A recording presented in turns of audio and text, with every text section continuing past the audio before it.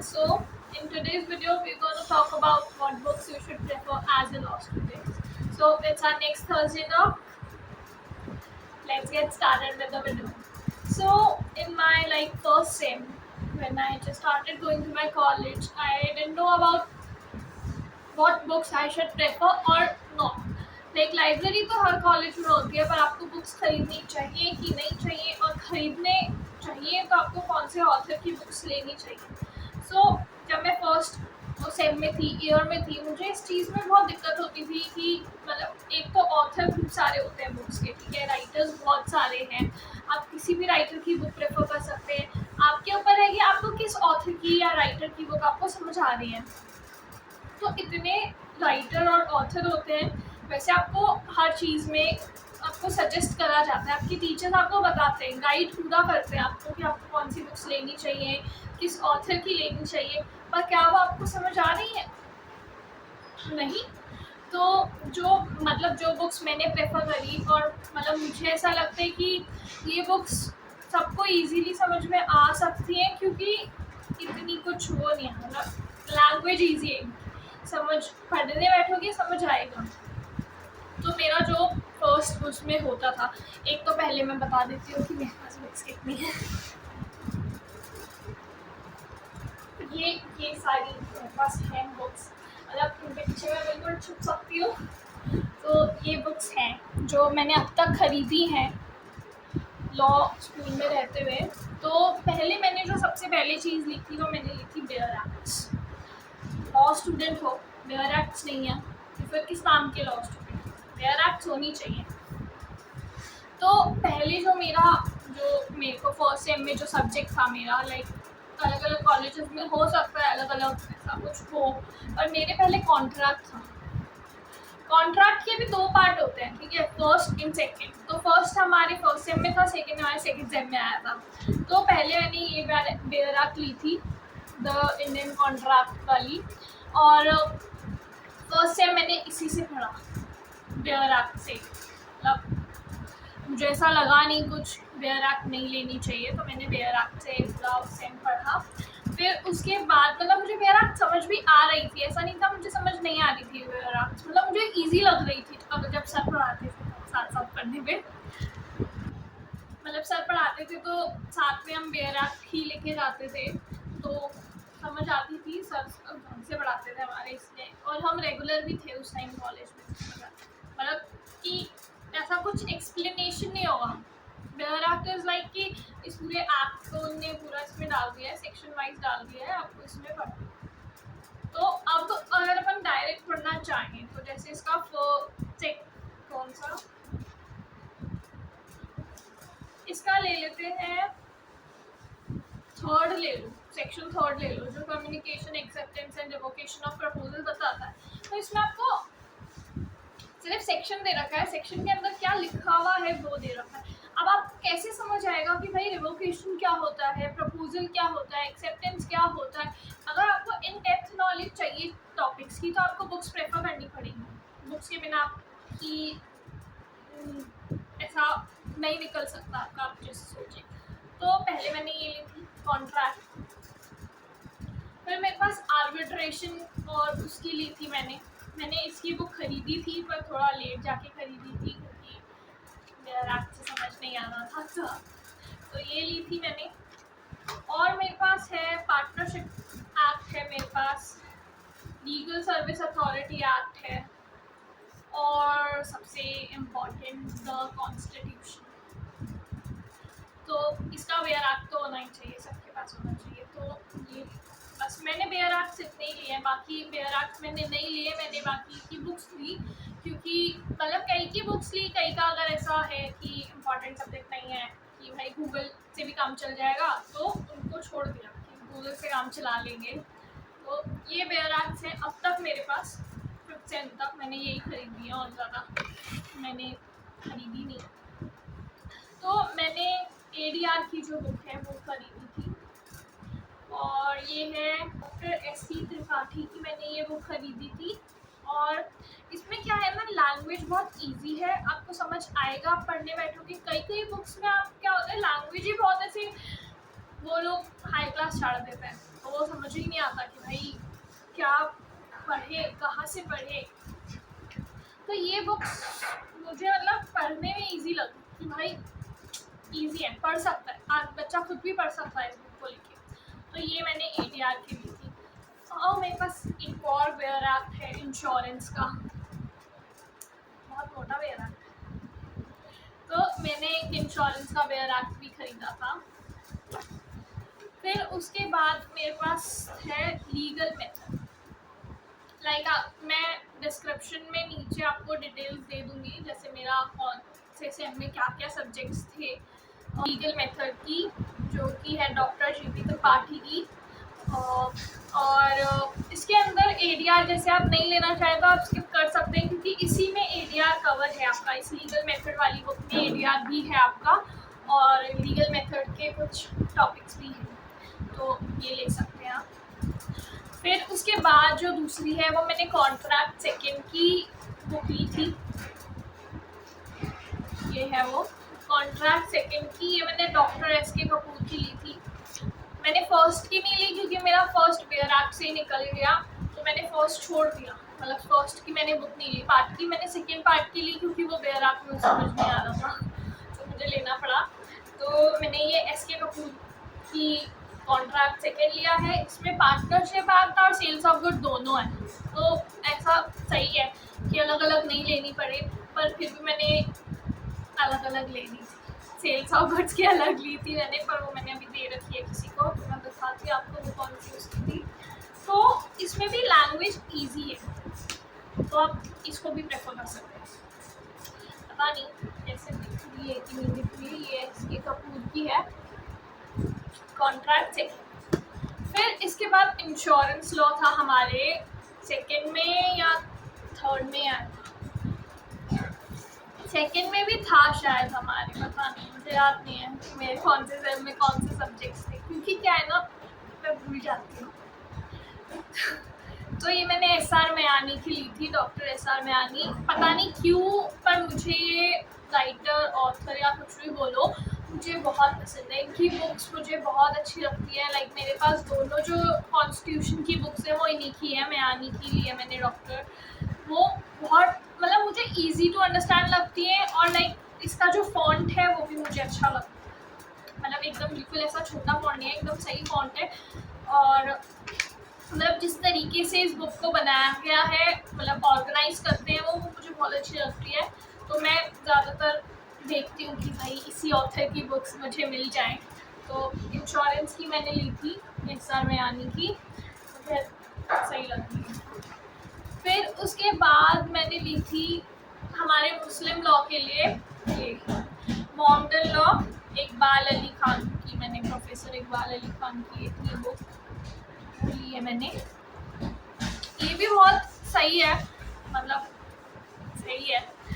ये मैंने किसी ने मुझे बताई थी ये बुक, तो मैंने ये खरीदी थी, नहीं तो मैं नहीं खरीदती क्योंकि मुझे इसकी इतनी ज़रूरत लगी नहीं मुस्लिम लॉ में। और पर ठीक है, अब खरीद लिया तो आगे तो आ जाएगी। तो ये मैंने, इसमें भी सब कुछ है आपके, मतलब आप जो भी टॉपिक्स मुस्लिम लॉ का, पूरा मुस्लिम लॉ कवर है, पर वो है कि थोड़ा सा समझने में वो थोड़ा सा है, पर मतलब हर चीज़ कवर करता है। अच्छी बुक है, लेना चाहो तो ले सकते हो। फिर उसके बाद मैंने ली थी हिंदू लॉ की book, modern Hindu law, doctor Prabhas Diwan. ये भी मुझे किसी ने, मेरे सीनियर ने मुझे बुक बोली थी, सजेस्ट करी थी बुक, तो मैंने इस ऑथर की लिया, वरना मैं SR मयानी लेती थी। उन्होंने बोला ये अच्छी है और काफ़ी अच्छी है, मतलब इसमें है पूरा आपका कोर्स जो भी है सब कवर करता है, पूरा हिंदू लॉ कवर करता है। और इसमें ये है कि ये जो हिंदू लॉ, जैसे हमारा फैमिली लॉ फर्स्ट था, फैमिली लॉ सेकंड, तो फैमिली लॉ मतलब मुस्लिम लॉ और हिंदू लॉ दोनों, तो मुझे ये दोनों उसका कवर करता है, 1B 2B। तो ऐसे है कि आपको दोनों बुक्स नहीं लेनी पड़ेंगी, आपने एक ले लिया, आपके दोनों सेम में चल जाएगी। तो ये है डॉक्टर प्रभास दीवान, अच्छी और बहुत मोटी हो गया है। फिर इसके बाद आते हैं, मैंने एक BA की, जैसे मैं BA LLB कर रही हूँ, तो मैंने बीए की एक बुक ली है अभी तक, पॉलिटिकल साइंस की, और ये है सुनीता गांगवाल, डॉक्टर सुनीता गांगवाल, और foundation of political science book का नाम है। अब पॉलिटिकल साइंस का क्या ना, मैटर मुझे मिल नहीं रहा था, फिर उसके बाद मतलब लाइक यूट्यूब पे सब जगह मैंने देखा, मुझे मिल नहीं रहा था, तो फिर हमारी मैम इस बुक से पढ़ाती, तो फिर मैंने ये बुक खरीदी कि खरीद लेते हैं भाई, गूगल पे भी नहीं मिल रहा है, कहीं भी नहीं, मतलब जो मैटर ऐसा चाहिए था ना कि भाई लिखने लायक मटेरियल होना चाहिए, वो नहीं मिल रहा था कहीं भी, तो मुझे ये बुक लेनी पड़ी। और लाइक आप बीए की स्टूडेंट है तो आप ये ले सकते हैं। अब ये मेरे एक तो शायद फर्स्ट सेम में आया था काम, और मेरा एक और किसी सेम में, थर्ड या फोर्थ सेम में ये मेरे बुक काम आई थी, तो ले सकते हैं आपको अगर चाहिए बुक तो। और फिर आते हैं कॉन्स्टिट्यूशन, जो कि सबसे ज़्यादा इम्पॉर्टेंट माना गया है लॉ के सारे सब्जेक्ट्स में से। लाइक कॉन्स्टिट्यूशन है भाई थोड़ा सा, मतलब वो भी नहीं है, ये भी मैंने डॉक्टर एस.आर. मेयानी की, जैसे मैंने बताया था कॉन्स्टिट्यूशन, ये कॉन्स्टिट्यूशन के 2 पार्ट थे, कॉन्स्टिट्यूशन 1, कॉन्स्टिट्यूशन 2, ये दोनों पार्ट मैंने लिया उनकी। और मतलब मुझे इनकी बुक से पढ़ना बहुत अच्छा लगता है, लाइक ये अब बाद में किसी काम नहीं आई तो डम्बल के रूप में तो काम आ ही सकती है, बट काफ़ी भारी बुक्स हैं, मतलब इतनी भारी भी नहीं है पर हाँ है। और जैसे अभी मेरे जो सब्जेक्ट्स आ रहे हैं, कौन से आ रहे हैं मेरे सब्जेक्ट्स अभी, मतलब अभी जो मेरे सब्जेक्ट्स है इकोनॉमिक्स और वगैरह, कंपनी लॉ वगैरह है, उनकी मैंने अभी तक बुक्स नहीं ली है कोई सी भी, क्योंकि कंपनी लॉ की कौन से आर.के. बांग्या की बुक है या कोई सी बुक है एक, तो वो फिर बहुत ज़्यादा ही डबल से भी डबल थी, तो फिर मैंने छोड़ दी थी। मतलब मुझे ऐसी बुक चाहिए जो पढ़ सके, ऐसी नहीं कि लेके रख दो, और वो इतनी मोटी बुक इम्पॉसिबल है भाई। 6 महीने का सेमेस्टर कॉलेज वाले बोलते हैं, 4 महीने 4.5 महीने में पेपर ले लेते हैं, हफ्ते में कौन कवर कर सकता है, कोई नहीं कर सकता, मतलब मैं तो नहीं कवर कर सकती, तो मैंने उसको छोड़ दिया। अभी मैं कुछ ऑल्टरनेटिव ढूंढ रही हूँ कि मुझे कोई एक अच्छा ऑथर मिल जाए, तो मैं कंपनी लॉ की लूँगी। और मैंने इंटरनेशनल लॉ की भी ली है, गुरदीप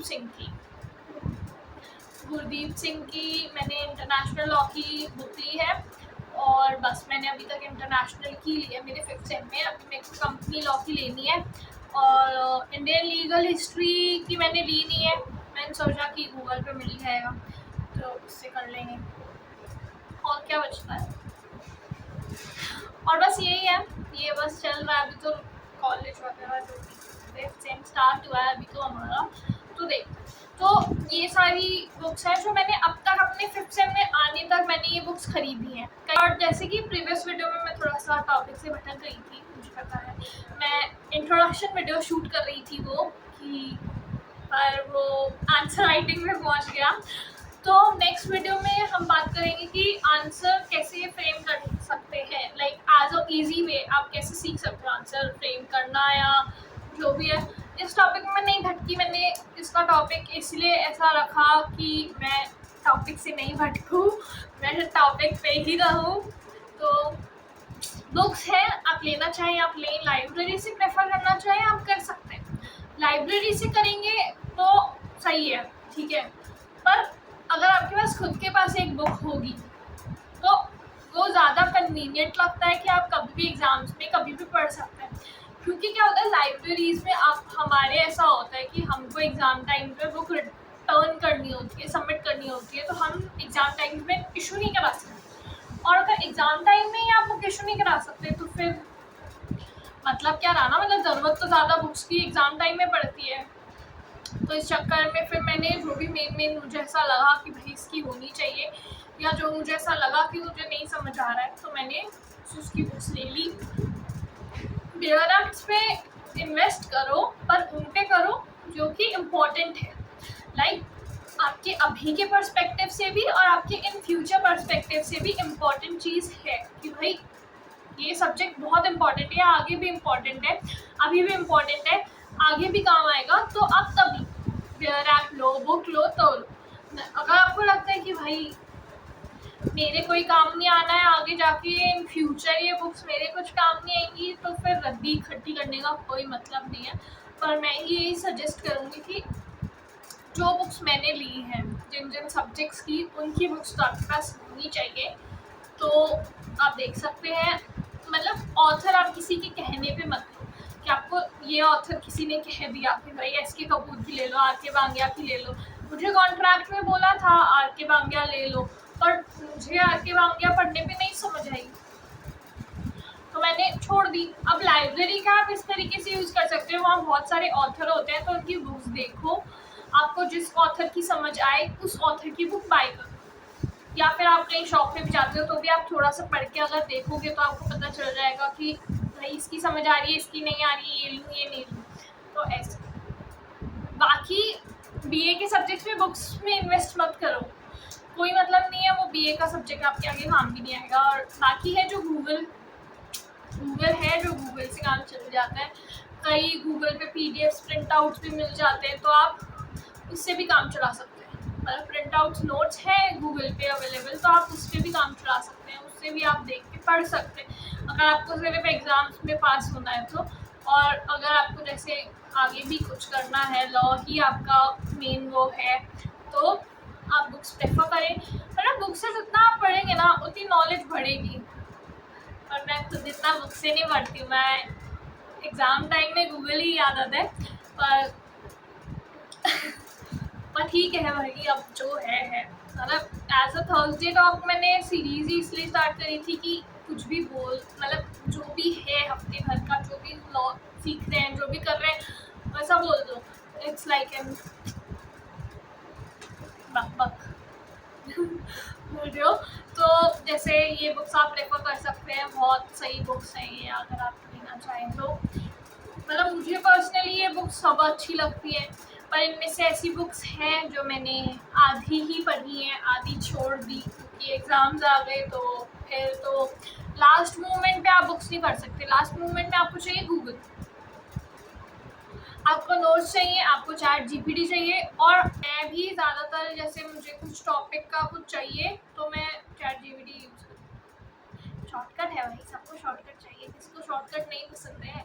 मतलब मुझे तो पसंद है भाई, जहाँ से काम बन रहा है वहाँ से बना लो, जहाँ दिक्कत है वहाँ देखा जाएगा। तो ऐसे करके, और बाकी आज के लिए इतना काफ़ी है मुझे लगता है, क्योंकि बहुत ज़्यादा हो जाएगा और मैं ऐसा बोलती जाऊँगी। और हैप्पी नवरात्रि, और